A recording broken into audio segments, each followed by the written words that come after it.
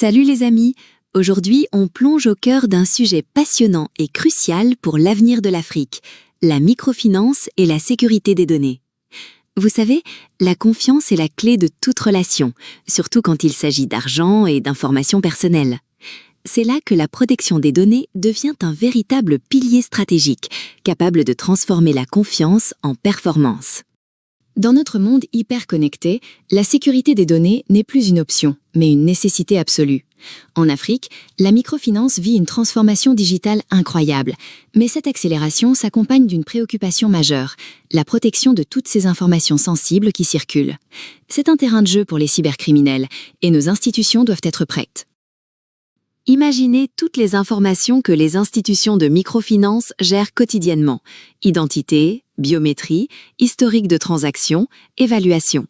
Ce sont des données d'une valeur inestimable, à la fois pour les clients et pour les institutions. Elles racontent des vies, des projets, des espoirs.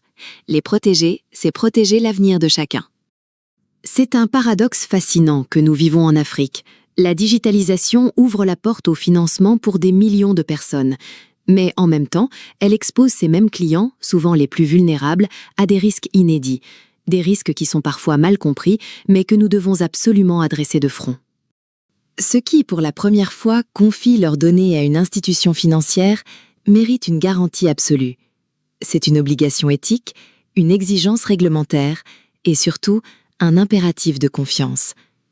Sans cette confiance, la microfinance digitale ne pourra pas s'épanouir durablement en Afrique. Nous nous devons d'être à la hauteur. Malheureusement, la réalité du terrain nous montre un tableau préoccupant. Beaucoup d'IMF opèrent avec des systèmes qui ne sont pas assez sécurisés, des pratiques de gestion des données qui laissent à désirer et une sensibilisation aux risques cyber qui est encore trop faible. Les conséquences peuvent être dévastatrices. Fraude, usurpation d'identité, atteinte à la vie privée. C'est une menace silencieuse pour la crédibilité du secteur. Protéger les données personnelles de nos clients est devenu un enjeu stratégique de premier plan. C'est une triple exigence, éthique, car nos clients méritent cette protection, réglementaire, car de nouvelles lois africaines l'imposent, et compétitive, car la cybersécurité est un avantage différenciateur qui bâtit une confiance durable sur le marché. Dans cette vidéo, nous allons explorer en profondeur ces enjeux.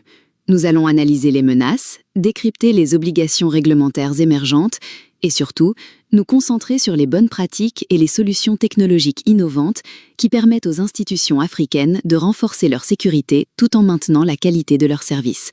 Prêt à plonger avec moi? Commençons par les menaces externes. L'Afrique est devenue une cible privilégiée des cybercriminels internationaux. Pourquoi?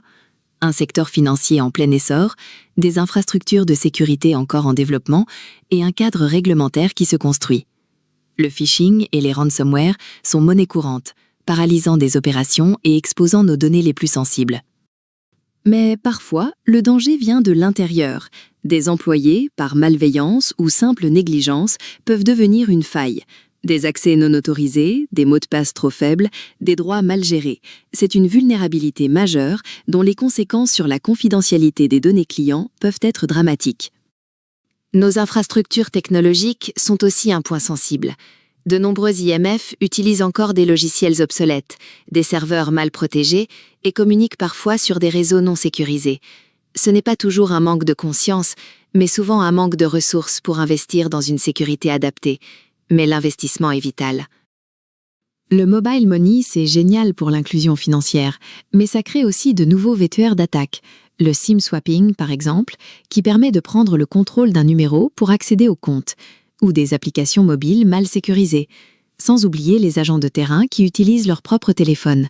Chaque avancée crée de nouveaux défis de sécurité. Enfin, ne sous-estimons pas les risques liés aux tiers et aux partenaires. Les IMF travaillent avec de nombreux prestataires qui ont accès aux données. Si ces partenaires n'ont pas les mêmes standards de sécurité, ils peuvent devenir un maillon faible. C'est un aspect souvent négligé, mais qui peut avoir des conséquences énormes sur la protection des informations. Face à toutes ces menaces, il faut une approche globale. La première ligne de défense, c'est une gouvernance solide, une politique de sécurité des données formalisée, approuvée au plus haut niveau et claire pour tous les collaborateurs. Elle doit couvrir chaque étape, de la collecte à la destruction, et être mise à jour constamment. C'est la base de tout. Ensuite, L'humain est notre plus grande force, mais aussi notre plus grande vulnérabilité. La majorité des incidents sont dus à des erreurs humaines, d'où l'absolue priorité de former et sensibiliser régulièrement toutes les équipes. Une formation concrète, adaptée à chacun et renouvelée, c'est la clé pour créer une véritable culture de la cybersécurité. Bien sûr, la technologie est notre allié. Il faut investir dans des solutions techniques robustes. Chiffrement des données, authentification forte, gestion des droits d'accès aux moindres privilèges, sauvegarde régulière et surveillance en temps réel. Ces investissements ne sont pas des coûts, mais la protection de notre actif le plus précieux, la confiance de nos clients. La conformité réglementaire est également cruciale. De nombreux pays africains se dotent de lois sur la protection des données personnelles. Nous devons nous y conformer, non seulement pour éviter les sanctions, mais aussi pour envoyer un signal fort à nos clients. Leurs droits sont respectés. Des pays comme le Sénégal, le Maroc ou le Kenya montrent la voie à suivre. Malgré toutes les précautions, un incident peut arriver. C'est pourquoi avoir un plan de réponse clair et testé est essentiel. Qui fait quoi en cas de cyberattaque ? Comment on contient la menace ? Comment on notifie les clients ? La capacité à réagir vite est ce qui préserve notre résilience et la confiance de nos clients. C'est un aspect fondamental. Et si je vous disais qu'il existe déjà une solution qui intègre toutes ces exigences ?